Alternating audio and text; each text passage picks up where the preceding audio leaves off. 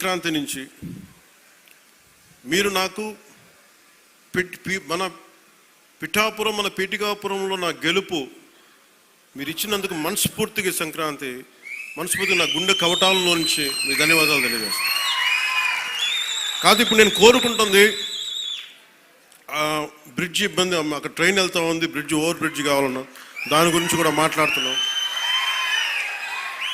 అలాగే ఉప్పాడ తీర ప్రాంత రక్షణ నేను మాటిచ్చాను మత్స్యకారు సోదరులకి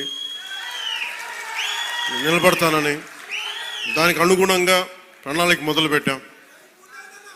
అలాగే ప్రతి ఒక్క పారిశ్రామికవేత్తలు అందరితో కలిసి పిఠాపురం అభివృద్ధిలో భాగస్వామ్యులుగా అమ్మని చెప్తున్నాం. నేను మీ నుంచి కోరుకుంటుంది, ఇది భారతదేశానికి చాలా కీలకమే. పీఠికాపురం శక్తిపీఠం, శ్రీపాద శ్రీవల్లభుడు వెలిసింది. ఇక్కడ వారి ఆధ్యాత్మికంగా వాళ్ళు ఎంచుకున్నారు. ఇది నేను నిజంగా చెప్పాలి, నేను రాజకీయాల్లోకి రావాలనుకోలే, సినిమాల్లోకి రావాలనుకోలే, పోటీ చేయాలనుకోలే.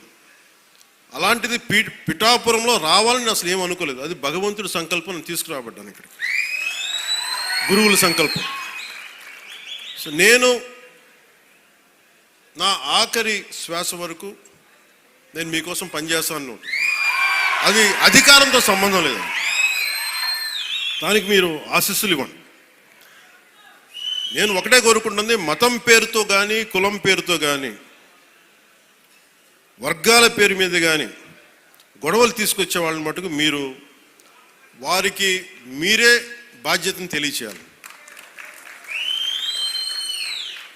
ఎందుకంటే మీకు ఇందాక చెప్పినట్టుగా ఒకటి విడగొట్టేయడం చాలా చాలా తేలిక మనుషులు. ఈ రోజున మనం మాట్లాడుకోవాల్సింది రైతాంగం గురించి. గౌరవ మంత్రివర్యులు civil supplies minister Nadendla Manohar గారు ఆధ్వర్యంలో, గౌరవ ముఖ్యమంత్రి శ్రీ నారా చంద్రబాబు నాయుడు గారి, నేను చాలాసార్లు సందర్భాలు చెప్పాను, ఆయన అనుభవం చాలా అవసరం అని. సో మనం అందరం ఒక ప్రయాణం చేశాం. అలా చేయబట్టే ఈ రోజున సివిల్ సప్లైస్ ద్వారా 7 లక్షల మంది రైతుల నుంచి 40 లక్షల మెట్రిక్ టన్నుల ధాన్యం సేకరించిన ధాన్యానికి సరిగ్గా 24 గంటల లోపే 9,300 కోట్ల రూపాయలని చెల్లించడం జరిగింది. ఇది ఎక్కడైనా సరే మీరు గత ప్రభుత్వంలో ఎంతసేపు దేహీ అంటే ముదివి ప్రోయాక్టివ్ గవర్నమెంట్, నారా చంద్రబాబు నాయకత్వంలో ప్రోయాక్టివ్ గవర్నమెంట్.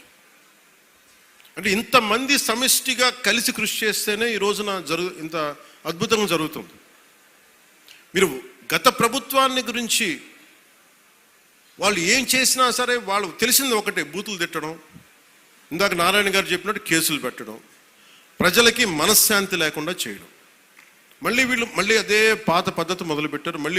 మళ్ళీ పిఠాపురంలో గతం ఎన్నడూ లేని విధంగా మళ్ళీ మీరు స్టార్ట్ చేశారు. ఈ సందర్భంలో ఉన్నత పోలీస్ అధికారుల గారికి, జిల్లా మ్యాజిస్ట్రేట్ గారికి కూడా చెప్తున్నాను, లా అండ్ ఆర్డర్ని కనుక ఎవరైనా సరే పిచ్చిగా కనుక మీరు అభద్రతా భావానికి కానీ ప్రజల్ని చేస్తే అస్సలు ఉపేక్షించద్దని చెప్తున్నాను. నా మాటలు చాలా మెత్తగున్నాయి కానీ చేతలు చాలా చాలా గట్టిగా ఉండి గుర్తుపెట్టుకోండి.